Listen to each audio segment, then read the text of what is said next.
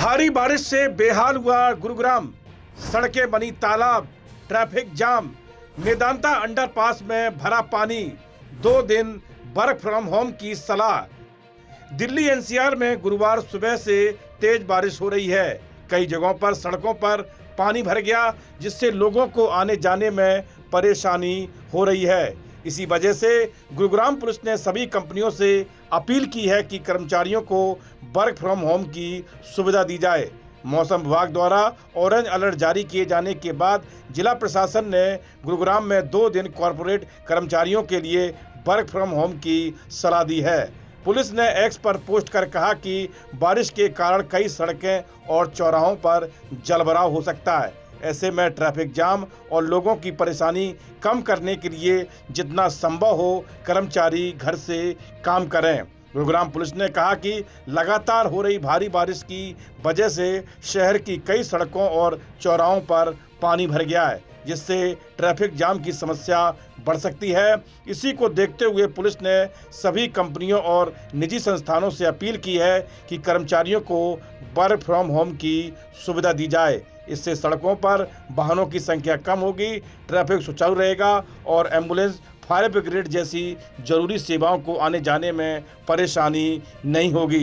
Police ने लोगों और संस्थानों से जनहित में सहयोग करने की अपील की है।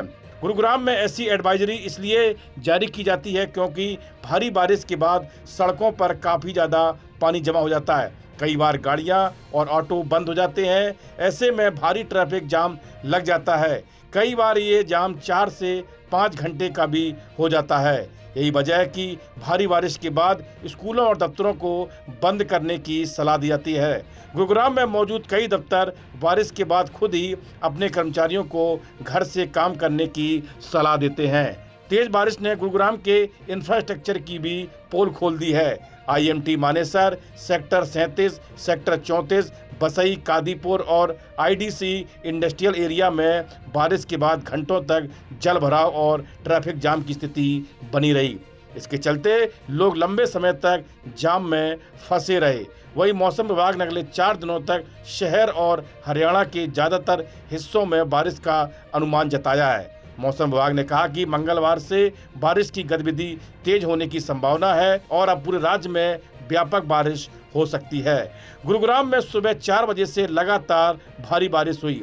इससे कई इलाकों में जलभराव हुआ है। मेदांता से सेक्टर 15 की तरफ जाने वाले अंडरपास में पानी भर गया है। ऐसे में वाहनों की आवाजाही रोक दी गई है।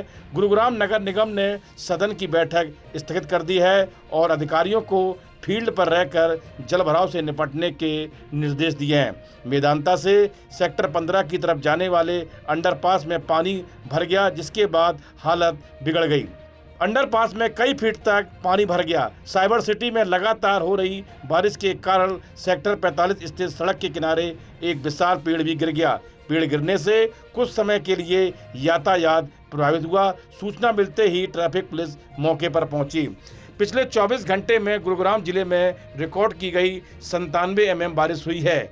ऑरेंज अलर्ट को देखते हुए जिले में अलग अलग जगहों पर पानी भरने और ट्रैफिक जाम होने की संभावना है। जिला प्रशासन ने सभी नागरिकों से गैर जरूरी यात्रा से बचने, मौसम और ट्रैफिक की ऑफिशियल सलाह का पालन करने और लोगों की सुरक्षा पक्का करने के लिए अधिकारियों के साथ सहयोग करने की अपील की है।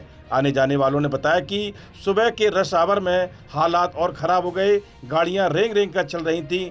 लोगों ने बताया कि स्कूल के स्टूडेंट्स और ऑफिस में काम करने वाले लोगों को अपनी मंजिल तक पहुंचने में मुश्किलों और बहुत ज़्यादा देरी का सामना करना पड़ा। उन्होंने कहा कि बारिश शुरू होते ही बड़ी सड़कें तालाब बन जाती हैं, जबकि हर साल नालों की सफाई और ड्रेनेज सिस्टम को बेहतर बनाने के बड़े बड़े दावे किए जाते हैं। पिछले 24 घंटों में हरियाणा में कुछ जगहों पर हल्की सी मध्यम बारिश दर्ज की गई, जबकि कुछ जगहों पर आंधी तूफान और तेज हवाओं के साथ भारी बारिश हुई। सबसे ज़्यादा बारिश यमुनानगर जिले के ताजेवाला में दर्ज की गई। इसके बाद हथनीकुंड बैराज का स्थान रहा। नूह के नगीना में 1 सेंटीमीटर बारिश दर्ज की गई। जिला प्रशासन के अनुसार गुड़गांव जिले में सबसे ज़्यादा बारिश सोहना में 23 mm दर्ज की गई। इसके बाद गुड़गांव तहसील में 12 mm बारिश हुई।